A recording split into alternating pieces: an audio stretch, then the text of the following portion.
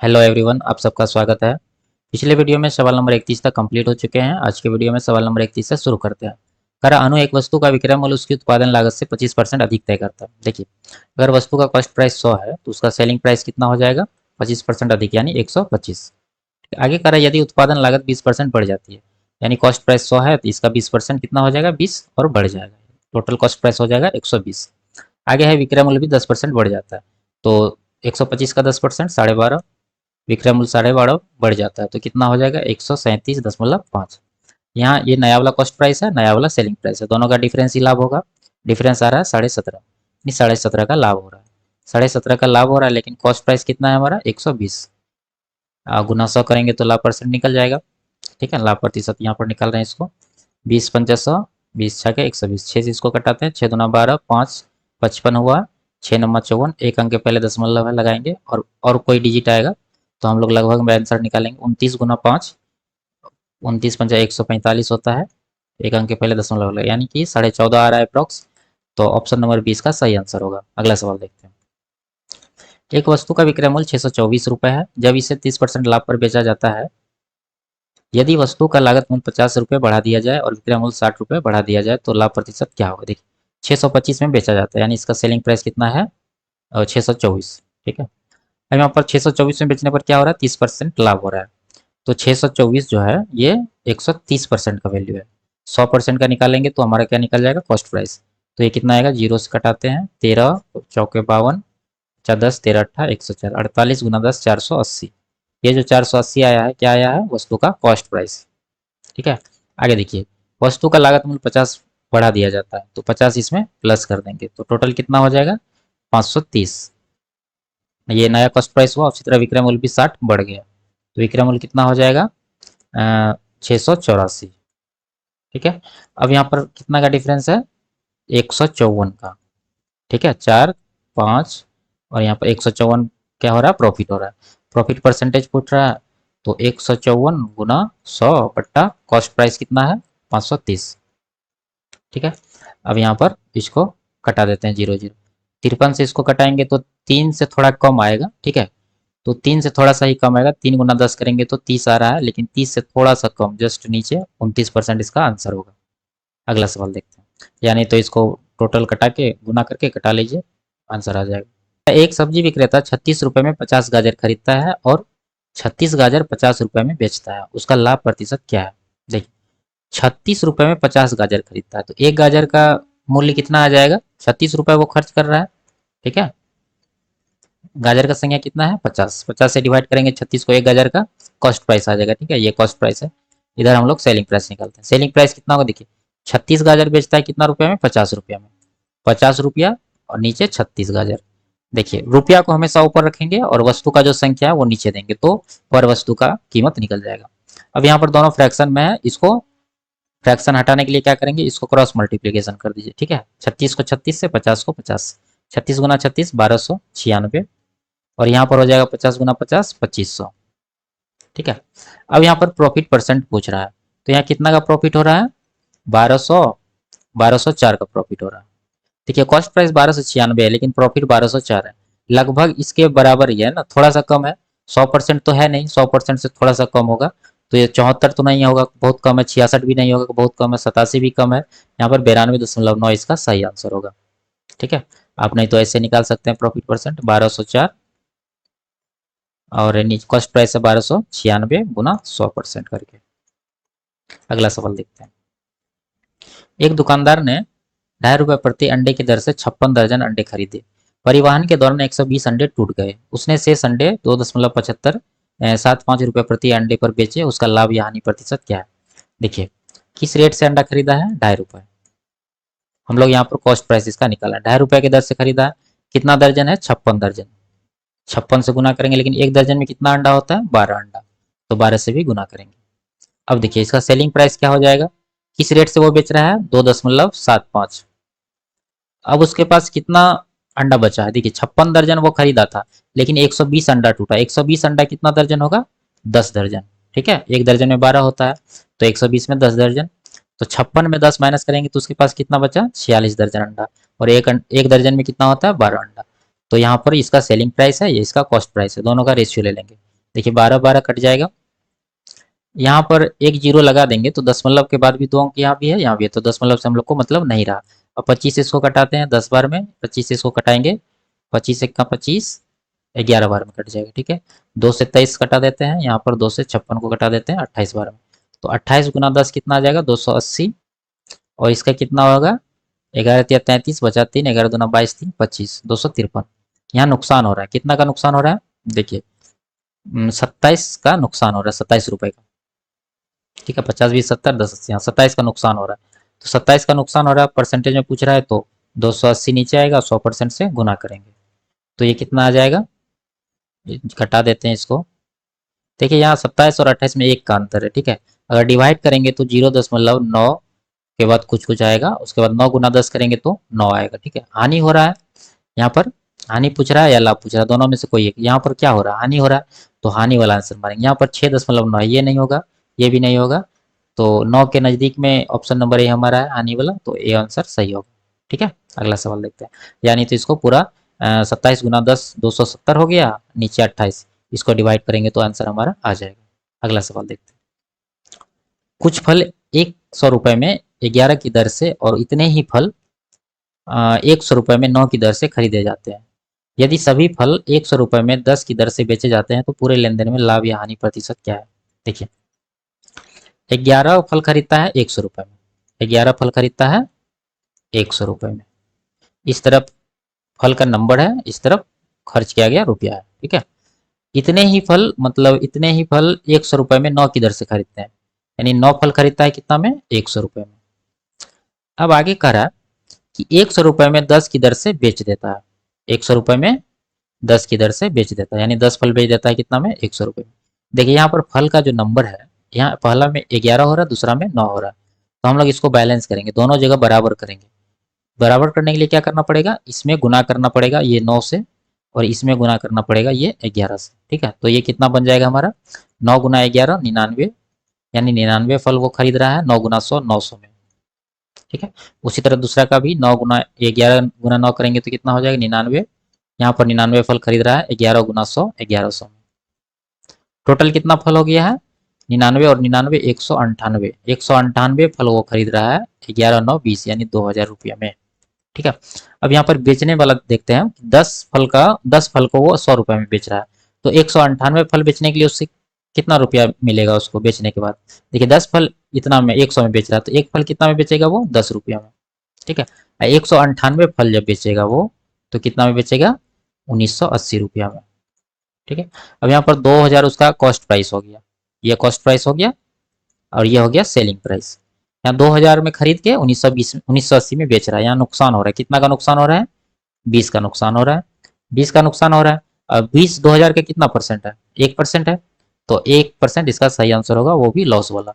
यानी तो ऐसे निकाल सकते हैं 20/2000, क्योंकि कॉस्ट प्राइस हमारा 2000 है, गुना 100 करेंगे। ठीक है, घटाने के बाद 1% आएगा। अगला सवाल देखते हैं। कुछ फल 140 रुपए में 15 और 120 में 10 के बराबर खरीदे जाते हैं। देखिए 15 खरीदता है 140 में, और यहाँ पर 10 खरीद रहा है 120 में, 10 खरीद रहा है 120 में। पहले हम लोग इसको बराबर कर लेते हैं। यहाँ पर देखिए 15 और 10 का एलसीएम 30 हो रहा है, तो दोनों जगह 30 बनाएंगे। 30 बनाने के लिए पहला वाला में 2 से गुना करना पड़ेगा, दूसरा वाला में 3 से गुना करना पड़ेगा। तो ये पहला वाला कितना हो जाएगा 2 गुना 15 30, 30 फल का दाम यहाँ पर बराबर दे देते हैं, 30 फल का दाम 14 गुना 140 गुना 2 280, और दूसरा में क्या हो जाएगा 3 गुना 10 30, 30 फल का दाम 120 दिया 360, ये उसका 30 फल ऊपर भी हो गया नीचे भी बराबर हो गया, तो 30 30 60 फल भी उसको कितना में मिला है 3 2 5 और एक 640 में। ठीक है, 640 रुपये दाम हो गया 60 फल का। अब आगे देखिए बेचा कैसे है, यदि सभी फल 132 रुपये प्रति दर्जन के हिसाब से बेचता है, यानी 12 फल बेचता है 132 में, तो 60 फल बेचना है हमको, है ना, टोटल 60 फल है। 60 फल बेचने के लिए क्या करना पड़ेगा, यहाँ पर 60 बनाते हैं, इसको 5 से गुना करेंगे तो यहाँ पर 60 फल हो जाएगा, यहाँ पर भी 5 से गुना करेंगे तो कितना हो जाएगा 13 पचे 65, 650 10 660, क्रय मूल्य 640 और विक्रय मूल्य 660। यहाँ पर प्रॉफिट हो रहा है, कितना का प्रॉफिट हो रहा है 20 का। अब यहाँ पर प्रॉफिट परसेंटेज निकालेंगे। देखिए 640 का कितना परसेंट होगा? 20। 640 का अगर हम 1% निकालते हैं, 640 का 1% जब निकालेंगे तो कितना आएगा? 6.4 के करीब है ना। टोटल 6.4 आएगा। हमको 20 के करीब जाना है तो इसका 3 गुना है। 6×18 4×12 यानी 19.2 हो रहा है इसका 3%। 640 का 3%, यहाँ पर 20 है। ऑप्शन अप्रॉक्स में पूछ रहा है 3%, 19.2 हो रहा है, 20 के करीब लगभग है। तो यहाँ पर ऑप्शन नंबर सी इसका सही आंसर हो जाएगा। 2 तो बहुत कम हो जाएगा, 4 भी ज़्यादा हो जाएगा। अगर इसका 4% निकालेंगे तो हम लोग 24 पहुँच रहा है। 24, उसके बाद 24 2.4, 24×2 26.4 हो रहा है। ठीक है, तो ये नहीं होगा। तो ऑप्शन नंबर सी इसका सही आंसर है। नहीं तो कैलकुलेशन ऐसे कर लीजिए, 20/640 गुना 100%। अगला सवाल देखते हैं। एक आदमी 16 वस्तुओं को 1200 रुपए में और इतनी ही वस्तुओं को 12 को 960 में खरीदता है। वह सभी वस्तुओं को 15 वस्तुओं को 1350 रुपए में बेचता है। पूरी लेन देन में उसका लाभ प्रतिशत क्या है? देखिए पिछले सवाल के जैसा ही सवाल है, आप लोग अपने से ट्राई करिए इस सवाल को। अगला सवाल करते हैं।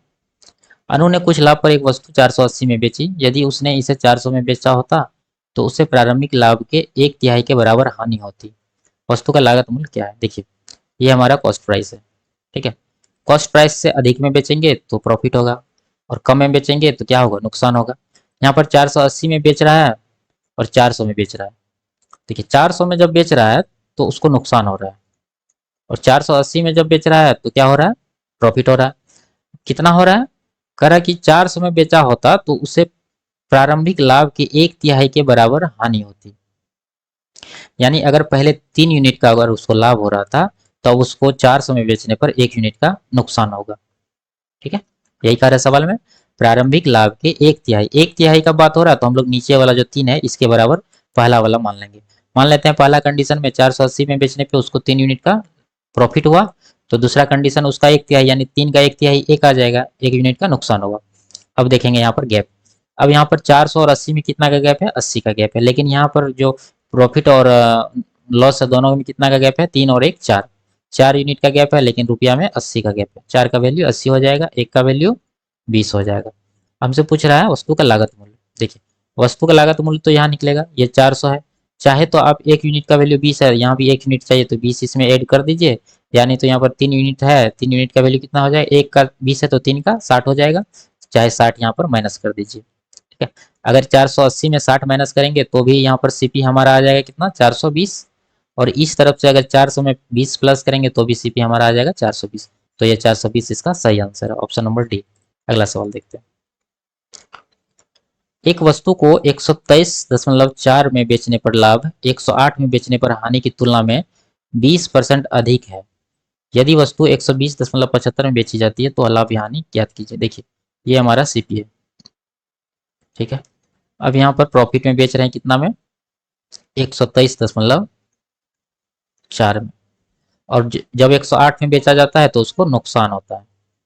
108 में बेचने पर नुकसान होता है। अब कितना नुकसान हो रहा है? 108 में बेचने पर हुई हानि, यानी इस कंडीशन में जो उसको नुकसान हो रहा है उसका 20% अधिक है ये दूसरा वाला कंडीशन का प्रॉफिट। ठीक है, 108 में बेचने पर हुई हानि की तुलना में 20% अधिक है प्रॉफिट। तो 20% का फ्रैक्शन कितना हो जाता है? 1/5।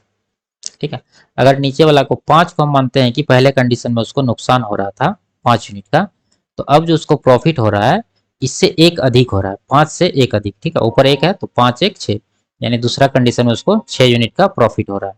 अब यहाँ कितना का गैप हो रहा है? 6 5 11 का। लेकिन यहाँ रुपया में कितना का गैप है? 108 और 127.4 का अंतर 115 मतलब 15.4 हो जाएगा। 1 यूनिट का कितना आएगा? 11 से इसको डिवाइड करेंगे 1.4। ठीक है, अब देखिए यहाँ पर पूछ रहा है कि यदि वस्तु को इतना में बेची जाती है, पहले हम लोग को वस्तु का कॉस्ट प्राइस निकालना होगा। देखिए 1 यूनिट का वैल्यू 1.4, तो 5 यूनिट का कितना हो जाएगा? 14×5 = 70 यानी 7 रुपए। 108 और 7 कितना हो जाएगा? 115, यानी कॉस्ट प्राइस कितना हो गया हमारा? 115। अब आगे देखिए 115 का वस्तु हम बेच रहे हैं कितना में? 120.75 में। तो यहाँ कितना का प्रॉफिट हो रहा है? 5.75 का प्रॉफिट हो रहा है। ठीक है, अब 5.75 का प्रॉफिट हो रहा है, परसेंटेज निकालना है तो क्या करेंगे? 5.75 बट्टा कॉस्ट प्राइस। कॉस्ट प्राइस कितना है? 115 गुना 100%। यहाँ 115 से 5 बार में कट जाएगा। ठीक है, 2 जीरो के लिए यहाँ दशमलव था तो उसको हटा दिया, तो यहाँ पर 5% इसका सही आंसर होगा। तो 5% प्रॉफिट हो रहा है, ऑप्शन नंबर सी इसका सही आंसर है। अगला सवाल देखते हैं। एक दुकानदार ने 45 रुपये प्रति किलोग्राम की दर से इतना खरीदा, 25 इतना, 35 किलो खरीदा 40 रुपये की दर से। उन्होंने परिवहन पर अन्य खर्चों पर 450 रुपये की राशि खर्च की। उन्हें तीनों प्रकार की चीनी को मिलाया और सारा स्टॉक 52.5 रुपये प्रति किलोग्राम पर बेच दिया। पूरे लेन देन में उसका लाभ प्रतिशत क्या? देखिए, सवाल देखने में बड़ा है, सवाल में कोई दम नहीं है, सिंपल सा कैलकुलेशन है। यहाँ पर 45 रुपये की दर से 20 किलो खरीदा तो कितना दाम लगा? 45 दूना 90 यानी 900 हो गया पहला। दूसरा में 25 किलो चीनी खरीदा है 50 रुपये की दर से, 25 पंचा 125 यानी कि ये कितना हो गया? 1250 रुपये। तीसरा में 35 किलो चीनी खरीदा है 40 की दर से, तो 35 गुना 40 कितना हो जाएगा? 1400। ठीक है, 35 गुना 70 गुना 140, 1400 हो जाएगा। अब उस पर परिवहन पर कितना खर्च किया? 450, ये भी इसमें ऐड हो जाएगा। टोटल जोड़ने के बाद कितना हो रहा है? 12 12 14 26 4 30 9 39 39 और 140 यानी 4000। उसका टोटल कॉस्ट प्राइस कितना आ गया है? 4000। अब यहाँ पर 4000 तो कॉस्ट प्राइस आया, टोटल कितना किलो सामान हो गया? चीनी हो गया यहाँ पर 20 किलो, यहाँ पर 25 किलो, 45 किलो और यहाँ पर 35 किलो। 45 और 35 कितना हो जाएगा? 80 किलो।